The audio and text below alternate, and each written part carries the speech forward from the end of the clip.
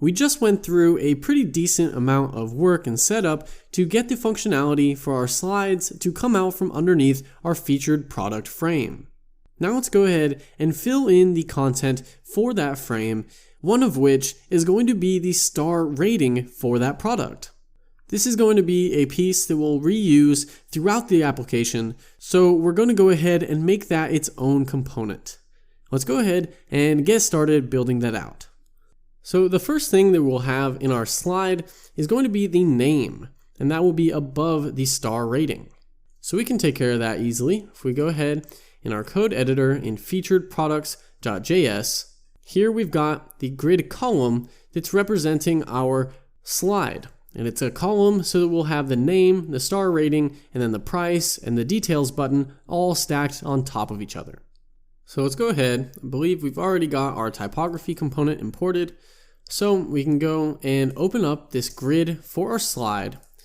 We'll open this up and we'll start it off with a grid item wrapping a typography. This will be a variant of H4 is the style that we set up for this. And here we'll inject, we need to make sure we inject the node.name. So we'll inject the node.name, but we only want the first part of the name. We don't want, remember, the dash hoodies. If I go ahead and just save this and flip on over, we'll see i++ -hoodie. And this looks like it's about big enough to fit, but some of the other ones may not be. So let's go ahead and trim off that last part. So let's .splice or .split, and we'll split it at the space character and then grab the first string from that array. So then we should see we just get i++. And now you see that it's a little cut off because it's still underneath the frame a little bit. So let's go ahead and give our slide, our classes .slide, let's give it a little bit of padding. So that way we have borders all the way around the inside of the slide. So let's go ahead and just use, say, 2rem. We'll save that. And nice, I like where that is. Although we could probably use with a little bit less on the top. So let's do maybe just 1rem on the top and 2rem on the sides. If we save that, yeah, I like how that looks. So then we can check these other ones. See there we've got the light bulb, the code block, the light bulb, the i++, and the code block. All right, so we'll go up here. And now we want the star rating for each product to be displayed. Now we haven't set up the star rating yet, but we'll just use a placeholder rating, say 4 for every item. That way we can at least see the rating working. And then once we set up the review system, we can go back and add this to actually go over the actual product reviews. So let's go ahead and flip back to the code editor. And in our home folder, let's go ahead and create a new file. And this is going to be rating.js. Here we'll import React from React. And then we'll just import the 3 different star icons that we'll need to create our star rating. And then we'll set this component up so that we can just pass it a number of stars, and then it will return to us the actual star rating component. So we'll import full star from up directory images /star or full star, and then we'll import the half star from up directory images half star, and then we'll import empty star from up directory images empty star. All right, so now using a combination of the full stars, the half stars, and an empty star, we can represent any star rating that we'd like. We'll go ahead and set this up to just be a star system from 1 to 5. So let's go ahead and export default, our function of rating. Go ahead and open this up. And this function is going to expect to be passed some props. We'll go ahead and destructure out of those props the n prop, or we could do number. All right, so this is going to receive a prop with our number of stars. And we'll go ahead and use that number to determine which and how many of these to return. We'll do this in a really concise way, so you'll have to think a little mathematically as we work here. The first thing that we'll do is create a const called diff, and this will be the difference between the maximum number of stars and the stars that we have. That way we know how many empty stars to return. So if you put in, say, 3 stars, then we need to know that that is 2 stars away from being full so that we can display 2 empty stars. So we'll set this equal to 5 minus our number. Okay, but we don't want to just do 5 minus the number, because what if it's 3.5 stars? Well, then the difference would be 1.5, and we can't return 1.5 of something. We can only return an even number of something. So what we'll do is we'll go ahead and we'll call math.ceil the number. And that'll go ahead and round the number up to the nearest whole number. So 3.5 would become 4, and then 5 minus 4 would just be 1, so where we'll have just 1 empty star, and then we'll end up adding a half star to match. So then under here, let's also create a constant of size, and this will just hold our styles for all of these stars so that we can apply them without having to repeat this code. Or actually, we should just create this as a class.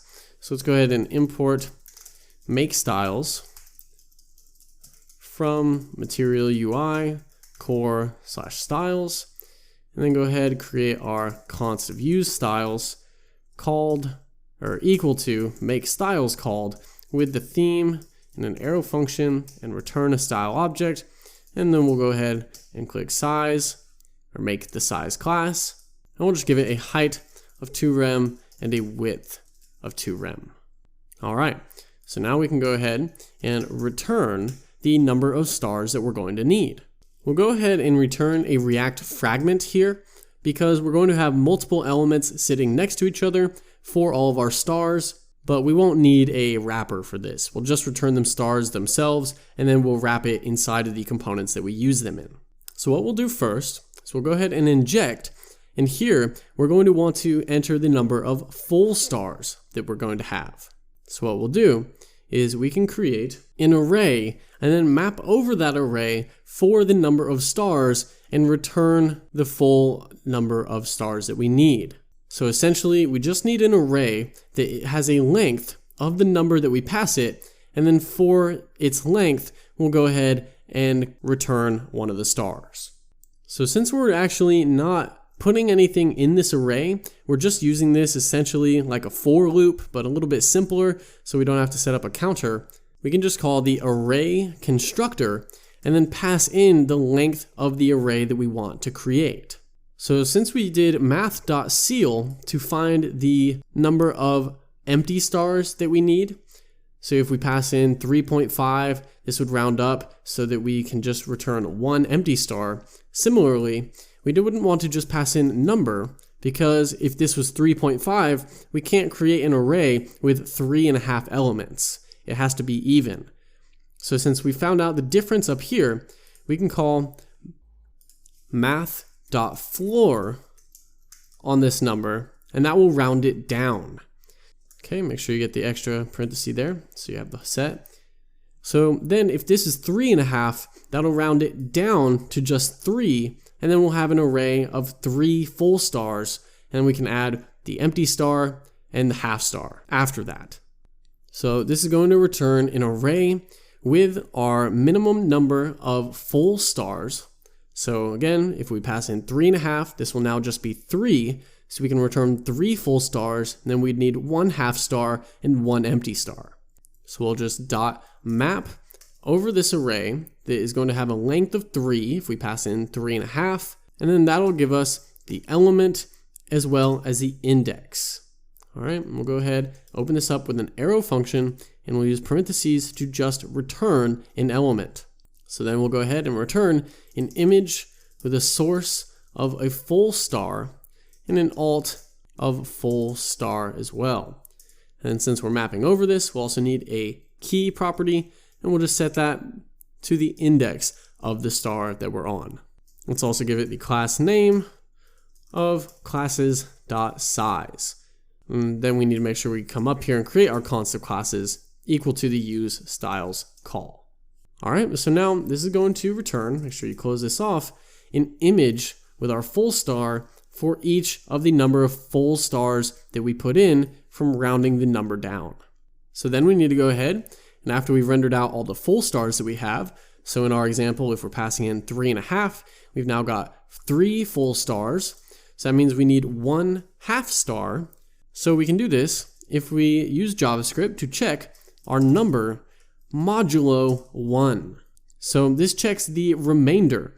It's a division and remainder operation. So number modulo 1 means we're going to take the number and divide it by 1, and then this will return the remainder of that operation. So if you do this for any even number, or not any even number, but any whole number, so if you did 4 modulo 1, 3 modulo 1, that's just 4 divided by 1 and 3 divided by 1, which is just going to be 3 and 4, and they're not going to have anything left over. It's going to just divide evenly. So if it's not equal to 0, that means we are passing in a number with a half star. So if we pass in 3.5, 3.5 divided by 1 is going to be 3 with a half left over. So then the remainder would not be 0. We would have that extra half that doesn't divide evenly. So we know if this is not equal to 0, then we have a half star. And we can only ever have 1 half star, because if we had more than 1, then that would just equal a full star. So if that's the case, we'll go ahead and return an image with a source of half star, an alt of half star, and then a key of the index. Actually, we don't need the key here because we're not mapping over anything. The map was in the previous statement. So we can go ahead and close that off, close up our braces, and make sure we do the other half of the ternary statement. So if this is true and it's not equal to 0, so we have a half, it'll return this. Otherwise, return null, and we won't have anything.